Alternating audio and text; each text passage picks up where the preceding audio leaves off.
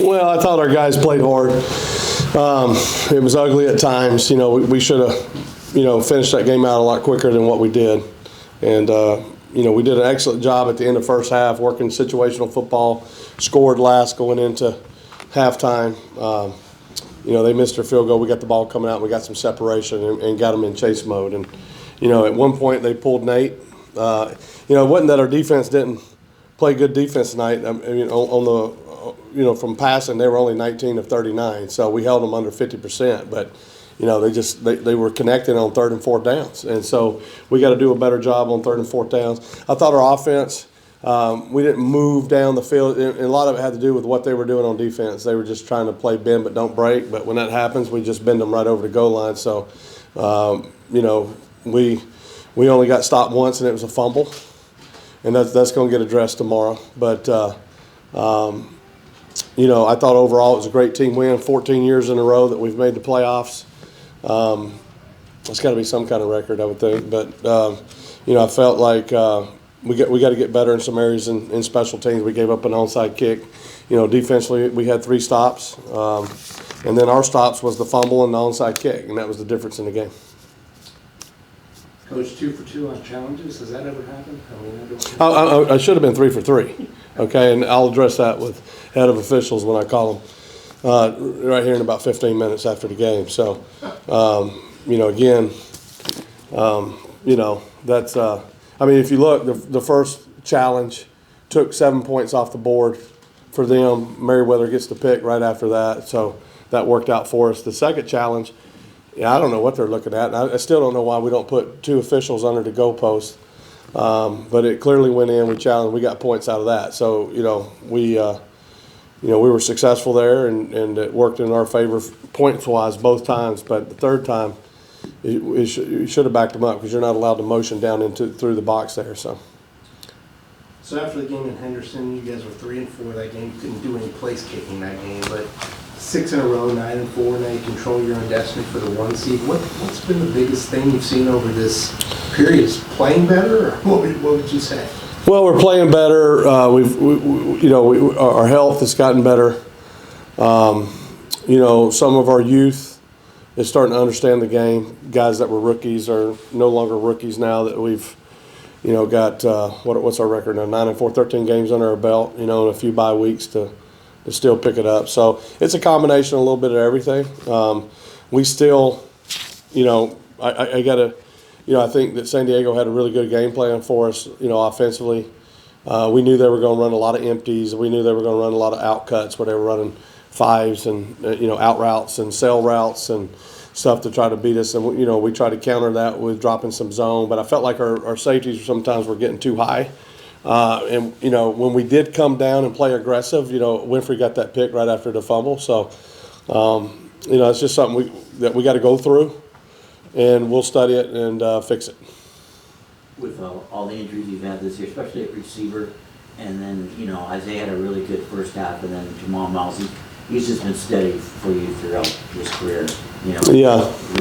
Well, Jamal, old captain, he's been with us, 6-7 years now, so has never missed a game because of injury. He's been reliable, he's been durable and available, so that's what you're looking for in a football player. He obviously should set the example, is setting the example for a lot of guys in that locker room. So, he does a great job of taking care of his body and training every year in the off season and understands how he needs to train, and it shows when he gets it. And there's times that he's been hurt and been in pain during the game, but he fights through it and continues to play. So, Isaiah Houston, he's another one that, he dislocated his elbow first game of the season. He's back in a couple of weeks, 2-3 weeks, whatever it was, had his brace on. He's been playing through it, and obviously he's a great matchup for us as well. So we need our other receivers to step up, and we're getting to that point where, they need to get healthy. Some guys need to step up, or we're going to have some new guys in here. In 8 days, Massachusetts comes in. They've won 5 in a row, 7 of 8. How huge a game is that going to be, considering they're 9 and 3, you're 9 and 4? But and that's a team that you guys have had a rivalry with big time in the past. Yeah. I haven't paid attention a lot to Massachusetts this year. We really haven't seen them on film a lot this year when you get other teams' film. They're kind of making their way to the West Coast, I believe, for the first time I think they got to play us and then turn around and play Naz the next week. So they're going to be out here. When they come out for the trip, they're going to be out for the whole week, and play 2 games.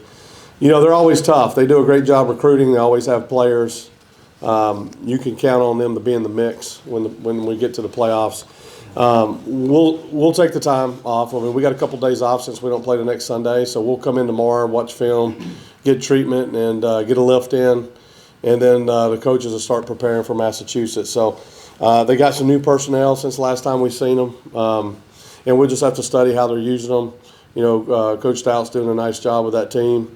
And, we'll look at them and kind of break them in a couple days. But to answer your question, how important it is, I mean, we got to win out. We got some help tonight. Bay Area got beat by Frisco, so that puts us 1 game up on them.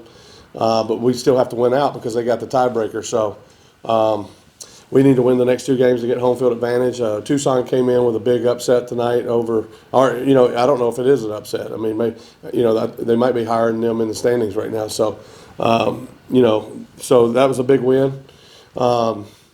It's going to come down to the last week and obviously, how you play in the playoffs. So we got to continue to improve and keep the focus on us and not worry about all these other teams and what they're doing. We have no control over that, so we just need to focus on what we're doing. Have you ever challenged an extra point before?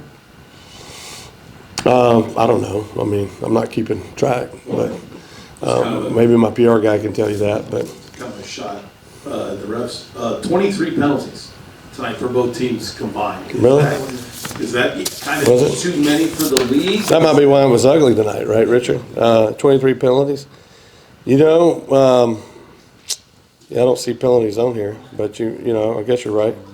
23 penalties between. How many did we have? 11. They had 12. Well, there you go. We were the more disciplined team. Listen. It was when you play that type of team. They've had issues with discipline all year. You saw the dumb penalty at the end. We try to tell our players don't, stoop down to their level. And let's just keep playing and talk with our pads. And sometimes they listen, sometimes they don't. But, we do fine for personal fouls in this organization. So if they got a personal foul, then they'll be disciplined for sure. Drew had as many touchdown passes as incomplete passes. What does that say about efficiency?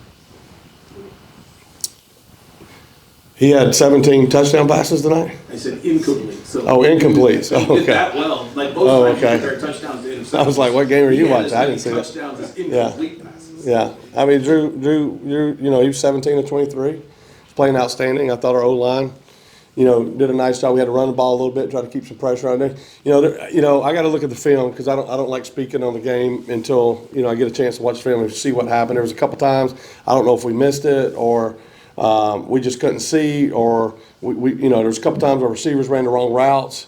So it was a combination of things, but we'll look at the film. I mean, it's just sometimes the windows went clean, and we try to give our quarterback big windows to throw into, but if it breaks down, he always makes plays with his feet, and he certainly makes me look good as a play caller sometimes because it's just easy to yell out there and tell him to run if nobody's open. So, but he's done a nice job for us. I mean, obviously missing him earlier in the year has kind of, contributed, not just him, but all the injuries have contributed to us being in a tight race here at the end of the season.